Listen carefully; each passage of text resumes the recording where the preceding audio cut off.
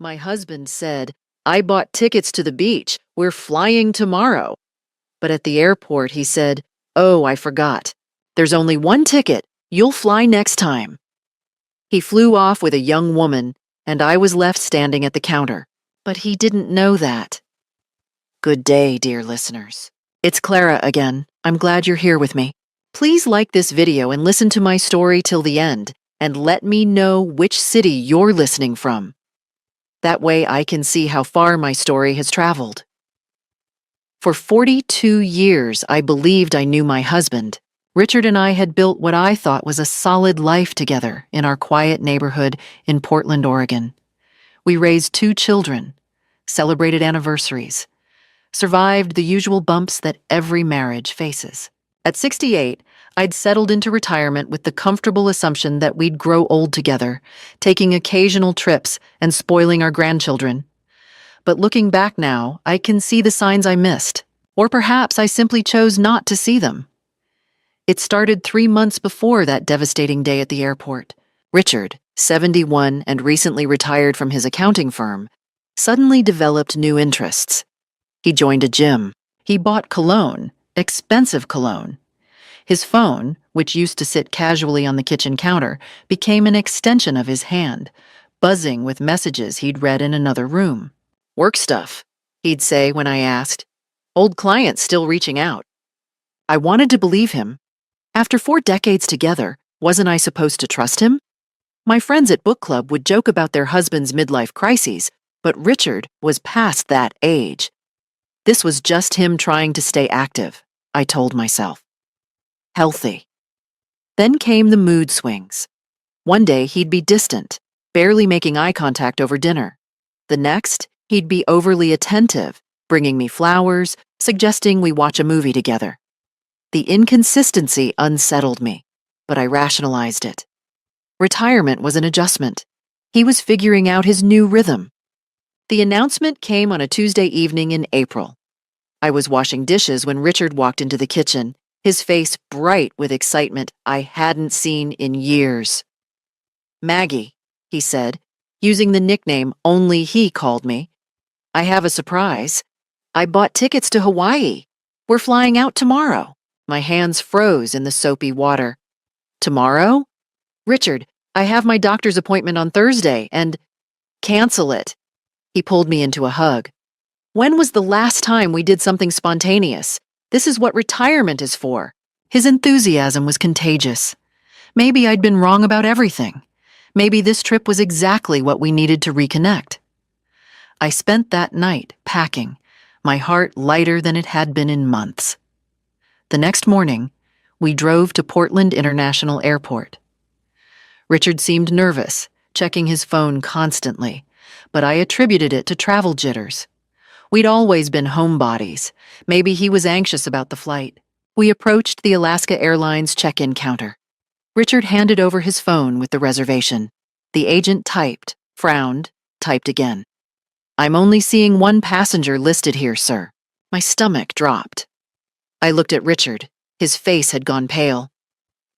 Oh, he said, and his voice carried a note I'd never heard before. Something almost like relief. Oh no, I forgot. There's only 1 ticket. The airport noise seemed to fade. Travelers rushed past us with their rolling suitcases.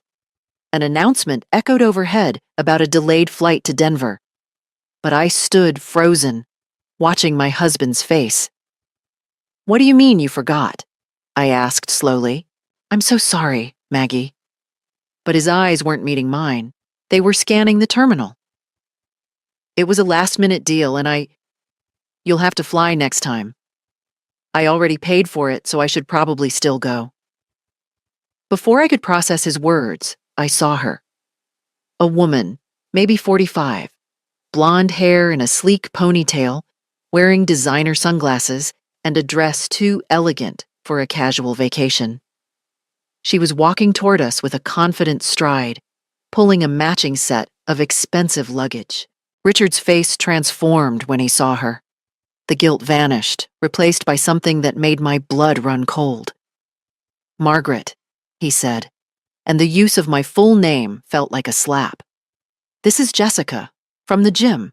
Jessica smiled at me, but it didn't reach her eyes. So nice to finally meet you. Richard's told me so much about you. Finally, meet me? How long had this been going on? You'll understand, won't you? Richard was already picking up his suitcase. It's just a week. We'll talk when I get back. And then they walked away. My husband of 42 years and a woman young enough to be his daughter, heading toward security together. He didn't look back. I stood there at the check-in counter, my overnight bag at my feet, watching them disappear into the crowd. But Richard didn't know something crucial. He didn't know that I hadn't been entirely honest about my Thursday doctor's appointment, and he definitely didn't know what I was capable of when pushed too far. I don't remember driving home. Somehow, I ended up in our driveway, sitting in my car, staring at the house we'd bought 35 years ago. The house where I'd raised our children, where I'd nursed Richard through his heart surgery, where I'd believed we were happy. How does a person process 42 years collapsing in a single moment? I walked inside, and the silence was deafening. The breakfast dishes were still in the sink. Richard's coffee mug sat on the counter, a half-moon stain of dark roast at the bottom. Evidence of the morning when I still didn't know. When I was still the fool packing my suitcase, excited for a second honeymoon. My hands were shaking. I sat at the kitchen table and let myself cry. Deep, gasping sobs that came from somewhere I didn't know existed. The kind of crying that leaves you hollow. But as the tears subsided, something else emerged. Anger, cold, clarifying anger. I thought about Jessica's designer luggage, her confident smile. Finally meet you, she'd said. How long had Richard been planning this? How many lies had he told while I cooked his dinners and washed his clothes and believed we were partners? The Thursday doctor's appointment. I hadn't lied about it, but I hadn't told him everything either. For the past 6 weeks, I'd been seeing a lawyer, not because I suspected an affair, but because my college roommate Janet had gone through a terrible divorce at 70. Her husband had cleaned out their accounts before filing. Janet had ended up in a studio apartment, living on Social Security. Get your ducks in a row, she'd told me over lunch. Even if you trust him completely, things change. People change. I'd felt guilty even making the appointment with Attorney Morrison, like I was betraying Richard. Now, sitting in our kitchen, I felt grateful for Janet's cynicism. I pulled out my phone and called the lawyer's office, Morrison and Associates. This is Margaret Chen. I need to move up my appointment. It's urgent. Friday morning, I sat across from Helen Morrison, a sharp woman in her 50s who listened without interrupting as I explained what happened at the airport. And they're in Hawaii now? She asked. Yes, returning next Friday. Helen made notes on her legal pad. Here's what we need to do immediately. First, we document everything. Second, we protect your assets. Oregon is an equitable distribution state, but we need to make sure he doesn't drain accounts while he's feeling emboldened. Can he do that? Technically, he has access to joint accounts, but we can get a restraining order on assets if we move quickly. She looked up at me. Margaret, I need to ask, do you want to save this marriage or end it? The question hung in the air. 42 years, 2 children, 5 grandchildren, a lifetime of shared memories. But then I pictured Richard's face when he saw Jessica at the airport. The way he transformed. The way he looked at her like she was water, and he'd been dying of thirst. He'd never looked at me that way, not even in the beginning. End it, I said. But I want to do this right. I want to protect myself. Helen smiled. It wasn't a warm smile, but it was satisfied. Then let's get to work. Over the next week, I became a woman I didn't recognize. I opened my own bank account and transferred half of our savings. My legal right, Helen assured me. I photographed every valuable item in our house, every piece of jewelry, every stock certificate in Richard's office. I created a detailed spreadsheet of our assets, The house, his pension, my smaller retirement account, the vintage car he loved. I changed the password on our computer and downloaded 42 years of financial records, tax returns, credit card statements. In those statements, I found a pattern. Charges at expensive restaurants I'd never been to. A jewelry purchase from Tiffany's. I'd never received anything from Tiffany's. Hotel rooms in Seattle during business trips. How long? How long had I been living a lie? My daughter Emily called from Boston. Mom, Dad texted that you two had a fight and he needed space. Are you okay? A fight. That's what he'd told our children. Not the truth. Not that he'd abandoned their mother at an airport to vacation with his mistress. I'm fine, sweetheart, I said. We're just working through some things. I wasn't ready to tell the kids. Not yet. Not until I had my plan fully formed. Because I was forming a plan now. Richard thought he could discard me like a used tissue.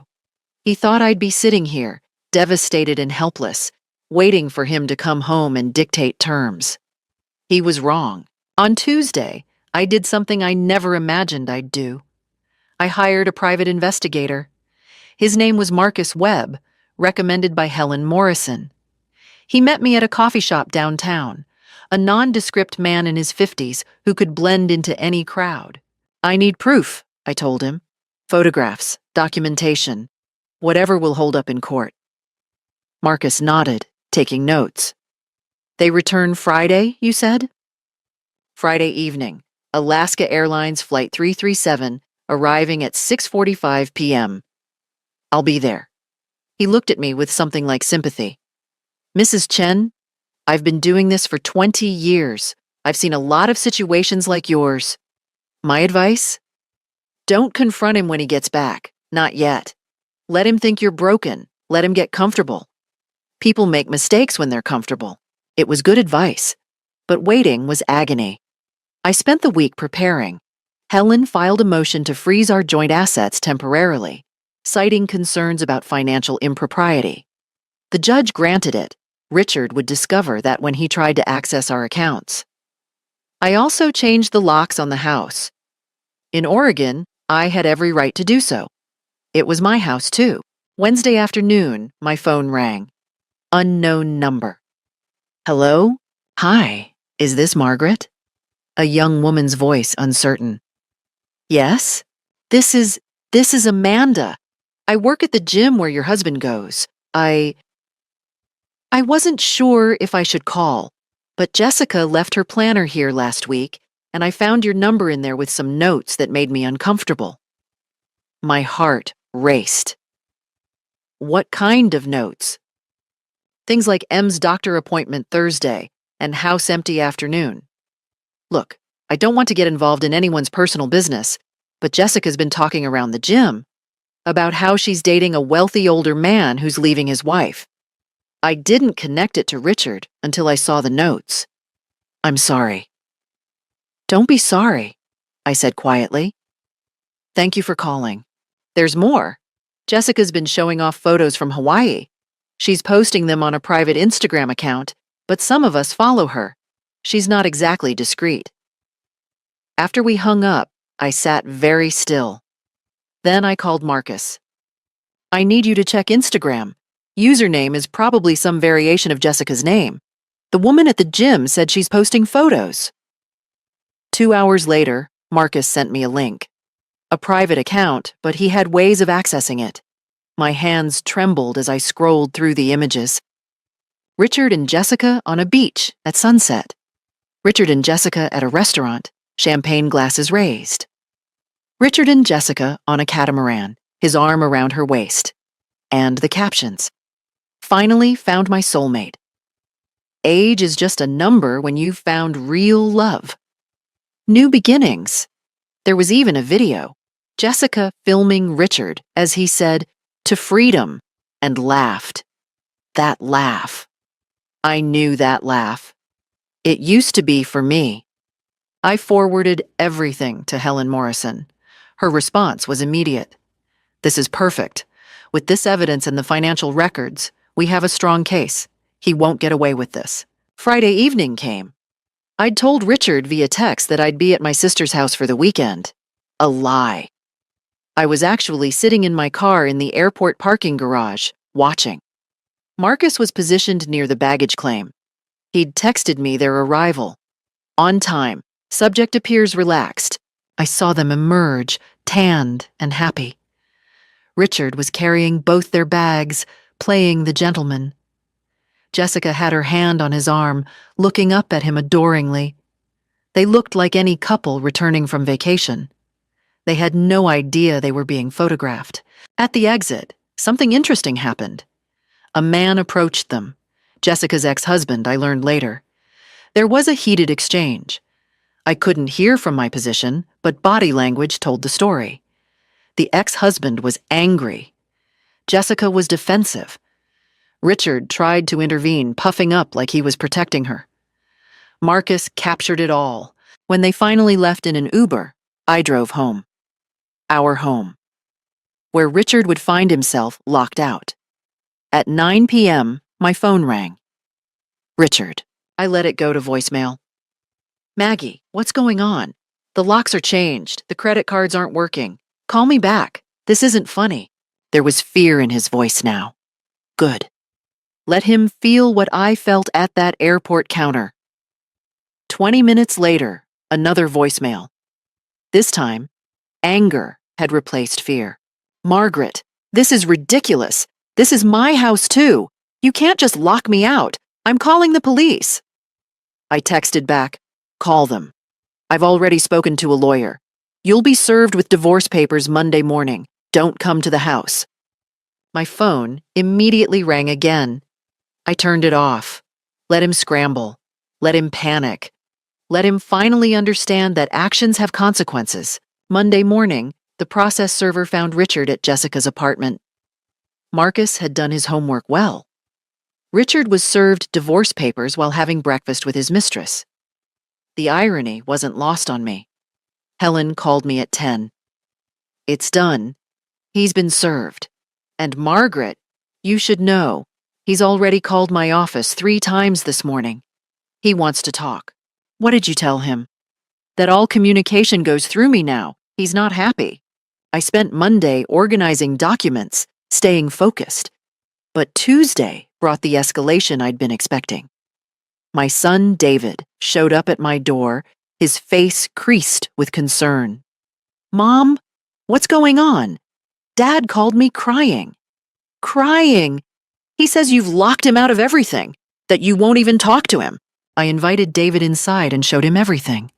The Instagram photos, the financial records showing hidden expenses, the timeline I'd created of Richard's lies. David's face went from concern to shock to anger. He took her to Hawaii? He left you at the airport? He told you we had a fight. He said you were being unreasonable about his friendship with someone from the gym. David's jaw clenched. Mom, I'm so sorry. I should have known. Emily and I should have seen something. You couldn't have known. I barely knew.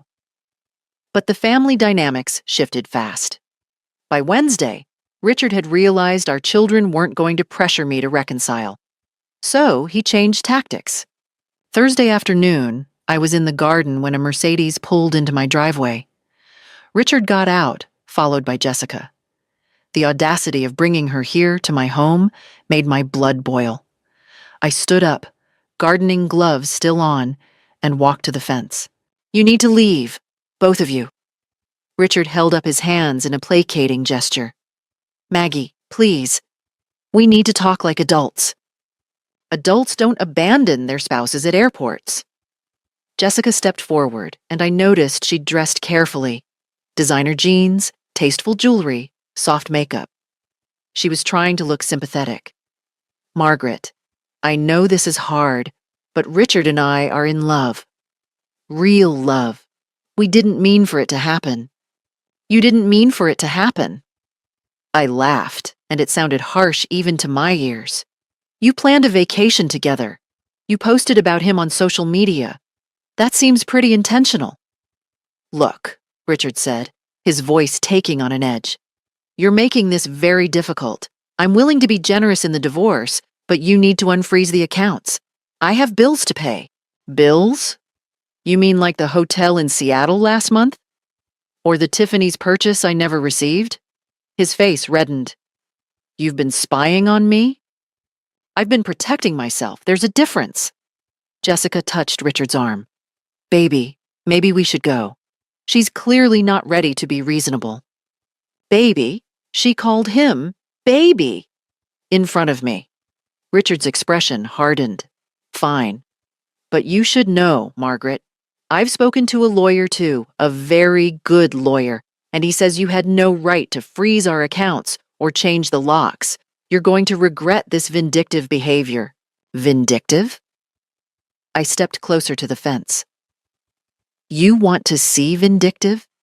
I have documentation of every penny you spent on her, every lie you told, every hotel room. I have witnesses from the gym who heard her bragging about dating a wealthy older man while you were still coming home to me every night. And I have screenshots of her Instagram where she called you her soulmate while you were still wearing your wedding ring. Richard's face went pale. Jessica looked shocked. She clearly hadn't expected me to have that much information. My lawyer says Oregon courts don't look kindly on marital misconduct, I continued, especially when significant marital assets are wasted on affairs. So go ahead. Bring your very good lawyer. I'll see you in court. For a moment, Richard looked like he might argue, but something in my expression must have convinced him otherwise. He turned and walked back to the car, Jessica hurrying after him. I watched them drive away, my heart pounding. My hands were shaking. I'd stood up to them. I'd faced them both down and hadn't broken. But after they left, I went inside, locked the door, and allowed myself to shake. The confrontation had taken everything out of me. I needed rest. I needed to regroup. For the next few days, I turned off my phone and simply existed. I worked in my garden. I read books. I let myself heal slightly from the adrenaline of constant battle. Marcus sent me one message. Subjects seem to be lying low. We'll monitor. Good. Let them regroup too. The war wasn't over, but I'd won this battle. The attack came from an unexpected direction. Sunday morning, I was having coffee when my doorbell rang. A courier holding an enormous bouquet of white roses, my favorite flowers. The card read, Maggie, we've spent 42 years together. Doesn't that mean something? Can we at least talk? R. I threw the flowers in the trash. An hour later, my email dinged. A message from Richard's new lawyer, Martin Hochberg, with an offer. Richard was willing to give me the house, his full pension, and a lump sum payment of $200,000 if I agreed to a quick, uncontested divorce. No court. No airing of dirty laundry. It was, objectively, a generous offer. More than I might get even with evidence of his affair. I called Helen Morrison. It's a trap, she said immediately. He wants you to sign away your rights to future discoveries. What if there are assets we don't know about? What if Jessica gets pregnant and there are child support implications to your settlement? What if he's hidden money somewhere? You think he's hidden money? I think a man who plans an affair this elaborate is capable of financial deception. Let me dig deeper before you sign anything. But the pressure didn't stop there. My sister Ruth called, having spoken to Richard. Maggie, honey, I know you're hurt, but $200,000 plus the house? That's security. At our age, do you really want to drag this through court? The stress alone? Ruth, he humiliated me. He abandoned me at an airport. I know, but think practically. You'll be 70 soon. This money could set you up for life. Even my book club weighed in. Some of the women sympathized with me. Others, the ones in long marriages like mine, seemed nervous. Like my situation reminded them how vulnerable they were. Men do stupid things, Linda said carefully during our Tuesday meeting. It doesn't mean 42 years meant nothing. But Denise, newly divorced herself, squeezed my hand. Don't let them pressure you. I took the first offer, and I found out later my ex had a hidden account in the Caymans. By then, the settlement was signed. I lost hundreds of thousands. Tuesday evening, Richard himself called from a blocked number. I answered without thinking. Maggie, please, I know I hurt you. I was an idiot. Jessica was a mistake. Was? I interrupted. You're not with her anymore? A pause. Too long. It's complicated, but what matters is us. Our history. I've been thinking about what you said, and you're right. I acted terribly, but we can fix this. We can go to counseling.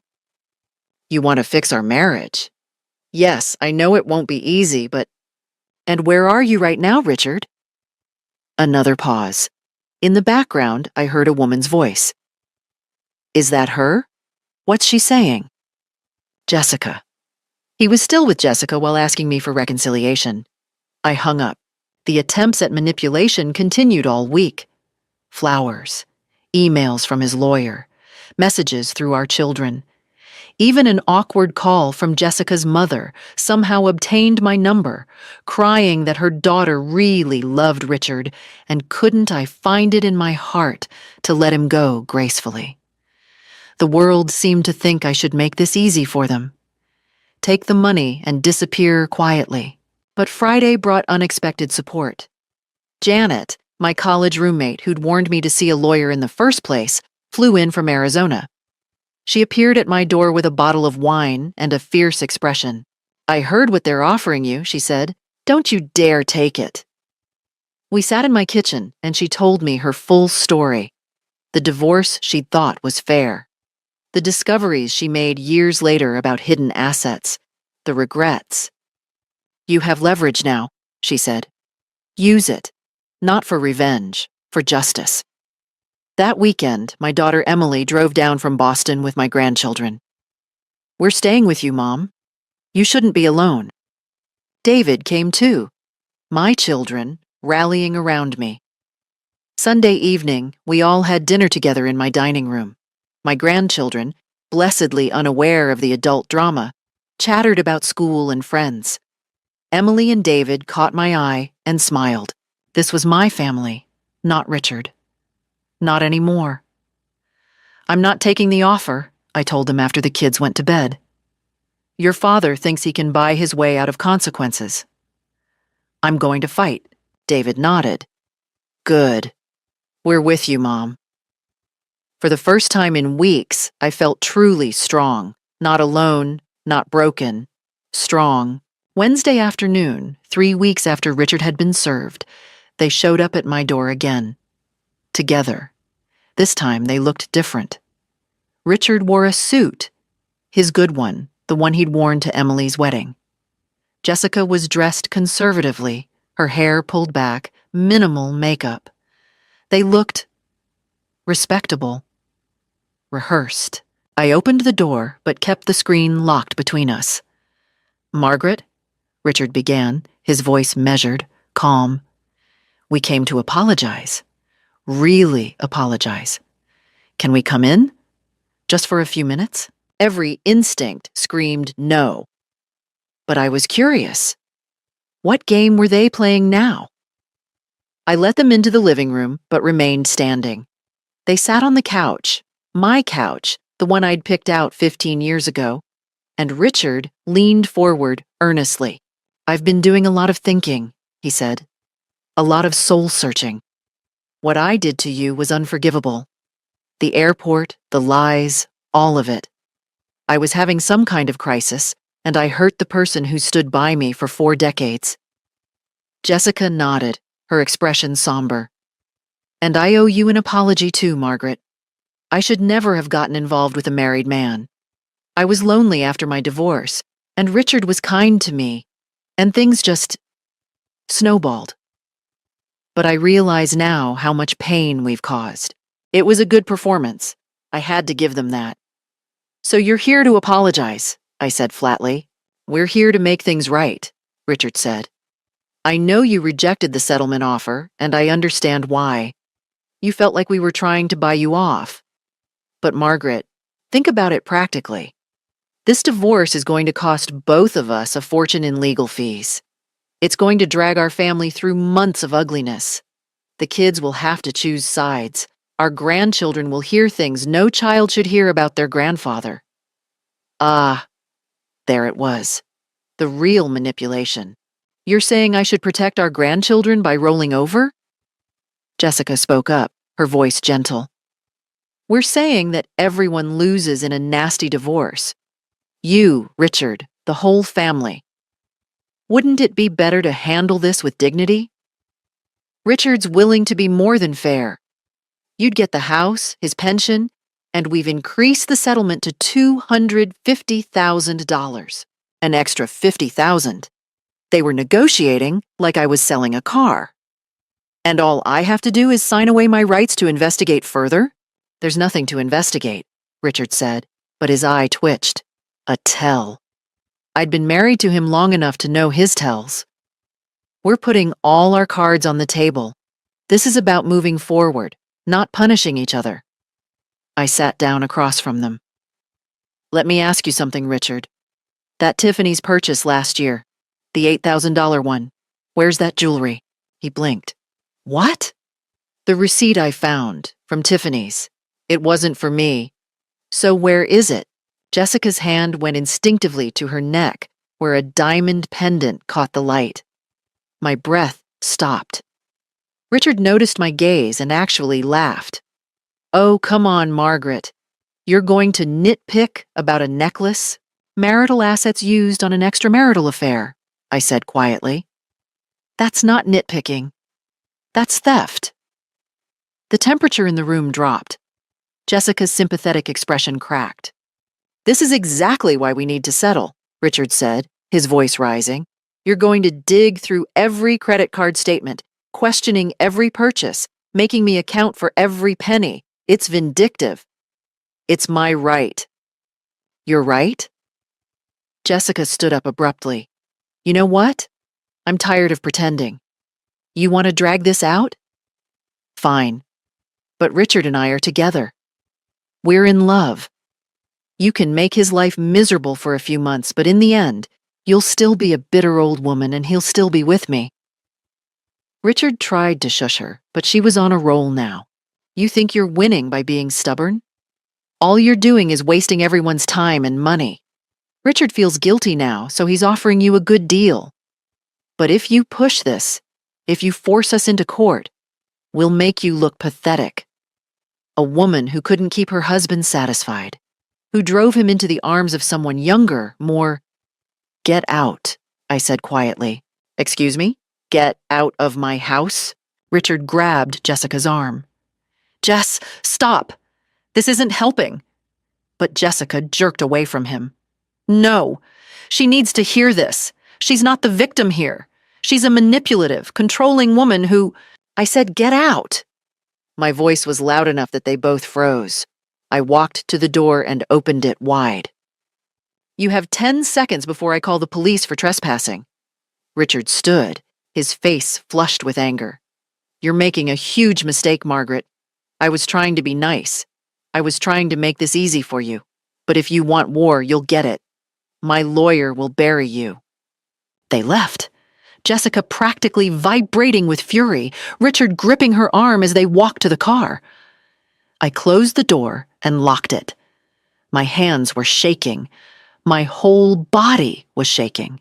But underneath the fear was something else. Determination. They'd shown me their true faces. The masks had slipped. And I'd stood my ground. The mediation was scheduled for April 15th, exactly 2 months after that day at the airport. Helen Morrison had fought to avoid court, arguing that mediation would be faster and less expensive. Richard's lawyer agreed, probably thinking they could pressure me there. They had no idea what was coming. We met at a conference room in a downtown office building.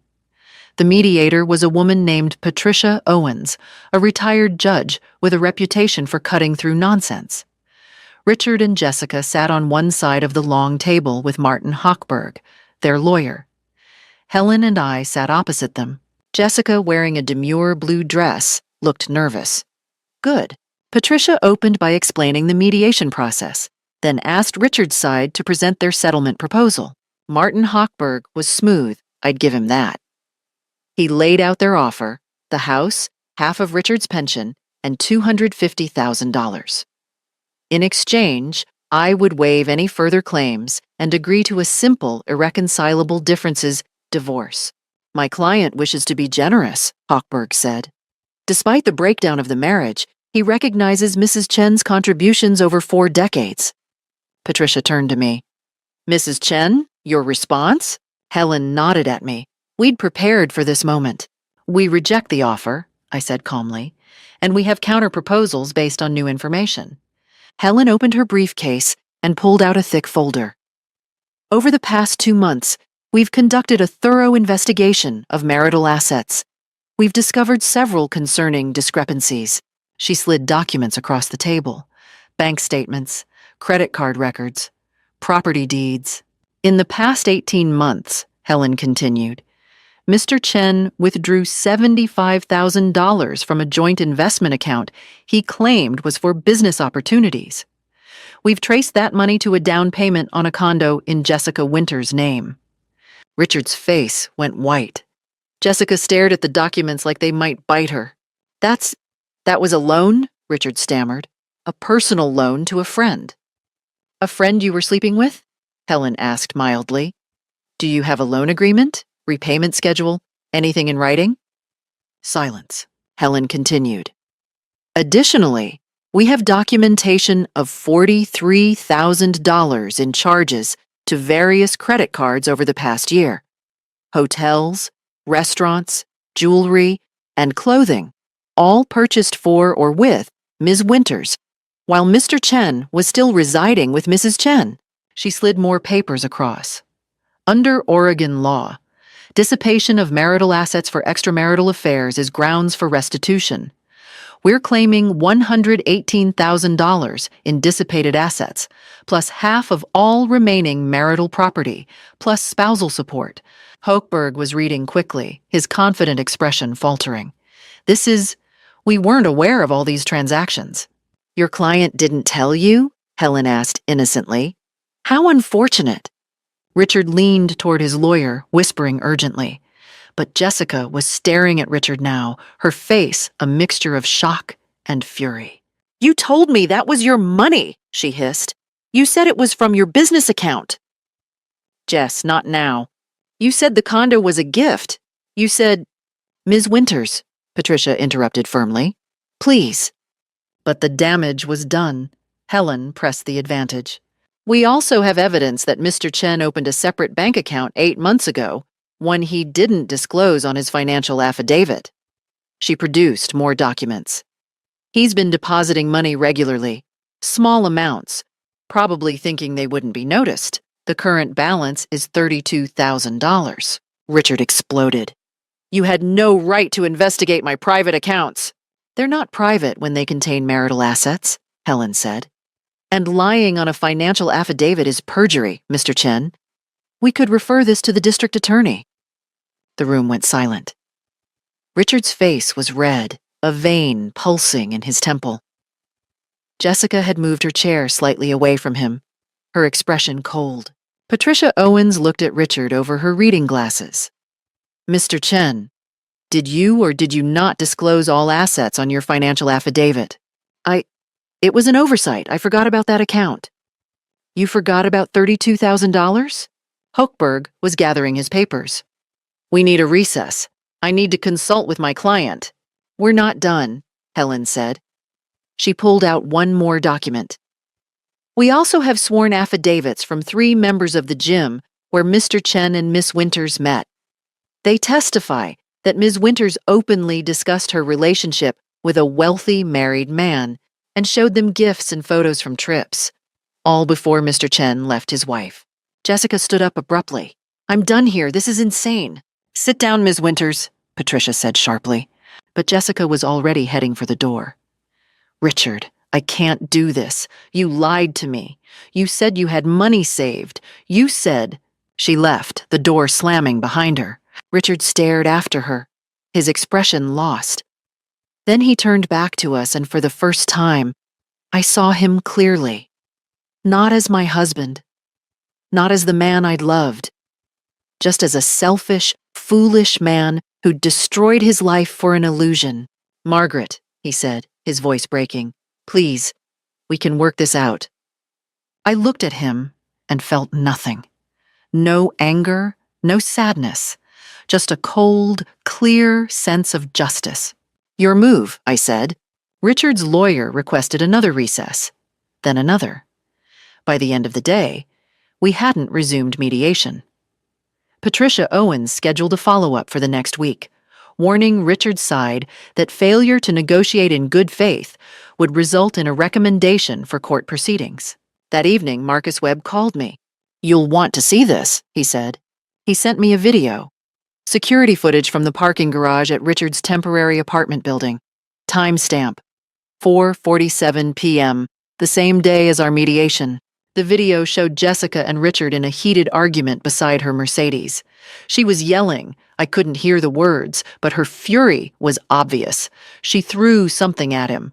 Her key fob, maybe. Then she got in her car and drove away, tires squealing. Richard stood there alone, looking utterly defeated. Marcus sent a follow-up text. Source tells me she found out about another woman, someone he was seeing before her. I stared at my phone. Another woman?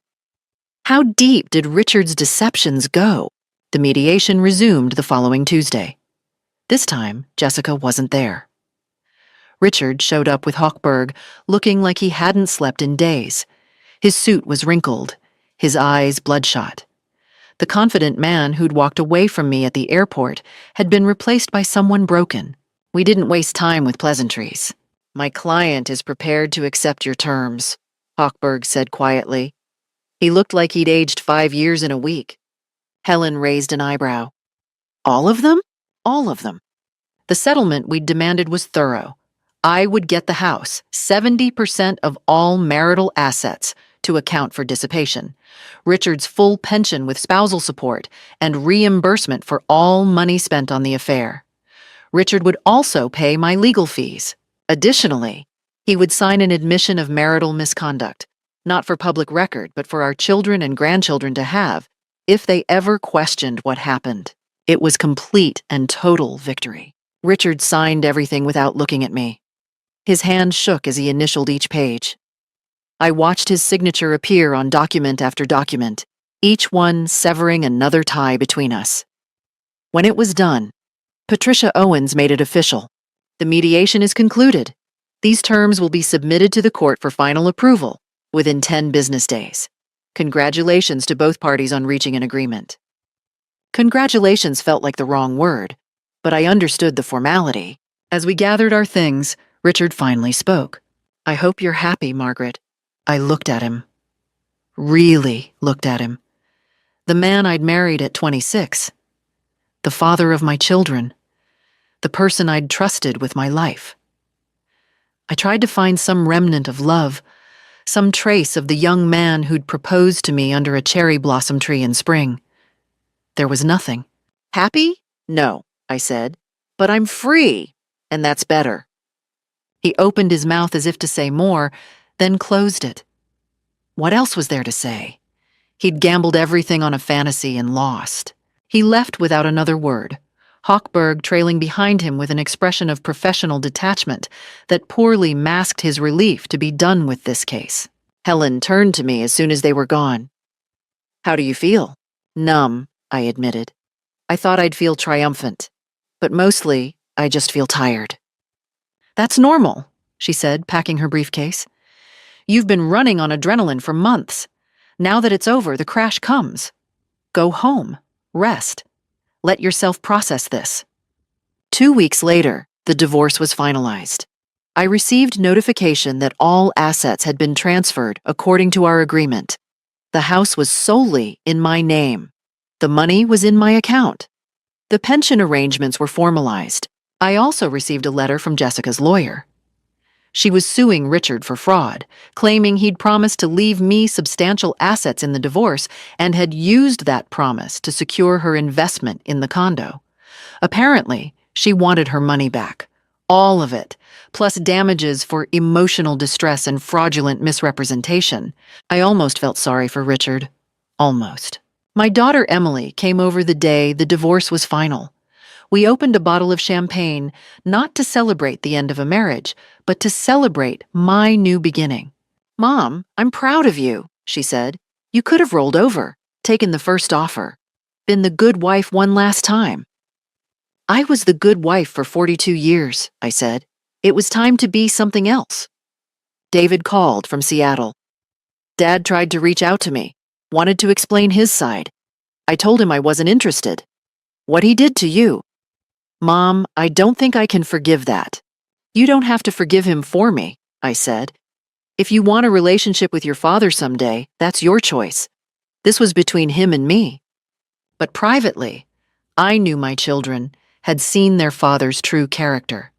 That was its own consequence. They were adults now, capable of making their own judgments, and they judged him harshly. The final piece of justice came a month later. Marcus sent me an article from a local business journal. Richard's former accounting firm had terminated his consulting contract after learning about the divorce and the circumstances surrounding it. Apparently, several clients had requested different consultants, uncomfortable with Richard's ethical lapses. His reputation, carefully built over decades, was destroyed. I didn't take pleasure in his downfall, but I didn't mourn it either. He'd made his choices. These were the consequences. One evening, I was in my garden, my house, my life, when my phone rang. Unknown number. I answered. "Hello? Margaret?" Richard's voice was small, tired. "I just wanted to say, I'm sorry for everything. I was a fool." "Yes," I said, "you were." I hung up. Some apologies come too late. 6 months after the divorce was finalized, I woke up in my bedroom, the one I'd redecorated completely, erasing all traces of Richard, and realized I was happy. Not the cautious, conditional happiness of someone healing from trauma. Genuine, simple happiness. The house was quiet. Sunlight streamed through new curtains I'd chosen myself, a soft cream color that made the room glow. I had coffee on my private patio, surrounded by the garden I'd expanded. I'd hired a landscape designer, something I'd wanted to do for years, but Richard had always said was too expensive. Now I had roses in 4 different colors, a small fountain that bubbled peacefully, and a seating area where I could read without interruption. My mornings were my own. My time was my own. My life was my own. I'd started taking classes at the local community college. Art history, something I'd always been interested in but never pursued. The professor was a vibrant woman in her 60s who made Renaissance paintings come alive. My classmates were a mix of ages, and I'd made friends with 2 other women who met me for coffee after class. We'd formed our own little book club, separate from my old one. We called ourselves the Phoenix Club, women who'd risen from the ashes of their old lives. 2 were divorced, 1 was widowed, and 1 had simply decided at 65 that she wanted to live differently. We met every Thursday, discussing literature, art, and life with a frankness that would have scandalized my former self. I'd also started traveling. Small trips at first, a weekend in San Francisco, a week in Santa Fe. Then, Boulder. I went to Paris with Janet, my college roommate. We walked the Louvre, drank wine at sidewalk cafes, and laughed like we were 20 again. "You're glowing," Janet said one evening over dinner near the Eiffel Tower. "You know that. You're actually glowing." "I feel alive," I admitted. "For the first time in years, maybe decades, I feel like myself." We spent 2 weeks in France, then extended our trip to Italy. In Rome, standing in front of the Trevi Fountain, I threw in a coin and made a wish. Not for Richard to suffer, not for revenge, just for continued happiness and freedom. My grandchildren noticed the change too. They visited more often now, staying weekends at Grandma's house, where we baked cookies and did art projects and stayed up late watching movies. Without Richard's rigid schedule and constant complaints about noise, my home had become a place of joy. Emily told me, "Mom, The kids say they like coming here now. Before, Grandpa was always telling them to be quiet or not touch things. Now they can just be kids. I'd converted Richard's old office into a craft room where my grandchildren and I could paint, draw, and create without worrying about making a mess. The walls were covered with their artwork. It was chaotic and colorful and perfect. Even my relationship with my children had deepened. David called me regularly, asking my advice about his marriage, his career, his life. Emily and I had become genuine friends, not just mother and daughter. I spent so many years trying to keep the peace, I told her one afternoon as we walked through Washington Park. Smoothing over your father's moods, making excuses for his behavior. I didn't even realize how much of myself I'd lost. You were always so careful around him, Emily said. Always checking his mood before making plans or decisions. I didn't see it clearly until now, but you were walking on eggshells in your own home. The financial settlement had been generous enough that I was more than comfortable. I'd invested wisely with help from a financial advisor Helen Morrison recommended. I donated to causes I cared about, women's shelters, divorce support services. I sponsored art scholarships at the community college. I even started dating. Nothing serious, just coffee with a retired professor I met at a museum lecture. His name was Thomas, and he made me laugh. We went to gallery openings and concerts. He held doors for me and listened when I talked. I'm not looking for a relationship, I told him honestly on our third date. Good, he said, smiling. Neither am I. Let's just enjoy each other's company. It was refreshing. Easy. There were no games, no lies, no wondering where I stood. Thomas had been widowed 3 years ago and understood the value of companionship without pressure. Meanwhile, through the grapevine and occasional updates from Marcus Webb, who I'd kept on retainer for a few months, I learned about Richard's downward spiral. Jessica had indeed sued him.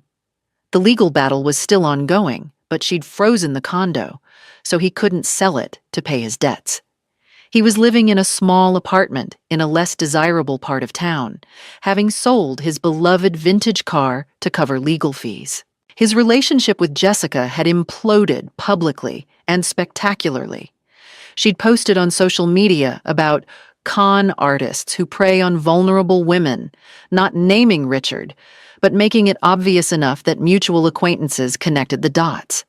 His reputation in their social circles was destroyed. The gym where they'd met had asked him not to renew his membership after other members complained about his presence. Worse, he'd developed health problems. Stress-related, apparently. High blood pressure. Some kind of digestive issue that had him in and out of doctor's offices. Without my insurance coverage and with mounting legal bills, the medical expenses were apparently crushing him. David mentioned that Richard had asked to meet him for lunch, then spent the entire time complaining about how unfairly he'd been treated in the divorce. He actually said you manipulated the mediator, David told me, incredulous. He takes no responsibility for anything. It's everyone else's fault. Yours, Jessica's, his lawyers, never his. I felt a twinge of pity, but only a twinge. Richard had made his bed.